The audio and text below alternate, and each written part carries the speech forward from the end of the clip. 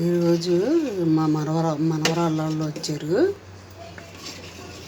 మా మనవరాల పేరు ఆద్య అన్నమాట.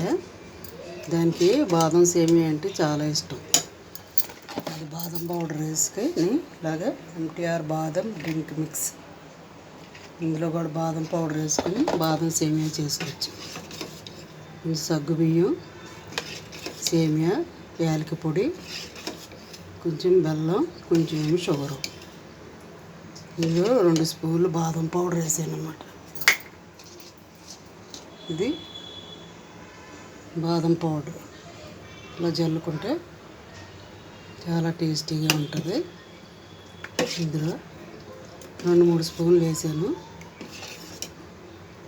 దానికి బెల్లం, ఇది బాదం సేమియా అంటే చాలా ఇష్టం అన్నమాట మా మనవరాలకి. బాదం సేమియా చేస్తేనే మా ఇంటికి వస్తానంటుంది. అందుకని బాదం సేమియా చేసి ఈరోజు యూట్యూబ్లో పెడుతున్నాను అన్నమాట. ఈ బాదం సేమియా చాలా టేస్టీగా ఉంటుంది. ఇది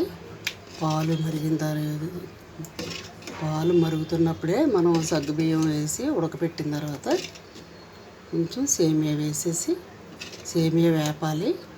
వేపిన తర్వాత ఇందులో కలిపేసి కొంచెం బెల్లం, షుగర్ వేసి, యాలకి పొడి వేసి ఈ బాదం పౌడర్ వేయాలన్నమాట. ఇలా MTR బాదం, ఇందులోనే అన్నీ కూడా అన్నిట్లో వేసుకోవచ్చు. ఇది చాలా మంచిది కూడా ఆరోగ్యానికి. అలాగే దానికి పకోడీలు అంటే చాలా ఇష్టం. ఇది ఆకుకూర పకోడీ వేసాను, తోటకూర పకోడీ. ఆద్యాకి చాలా ఇష్టం అన్నమాట. ఇది ఆకుకూర పకోడీ వేసాను. ఈరోజు అమ్మమ్మ ఆకుకూర పకోడీ నాకు బాదం సేమియా చేయమని అడిగింది. అందుకని దానికోసం ఈరోజు స్పెషల్గాను చేశాను అన్నమాట. ఇది ఆకుకూర పకోడీ.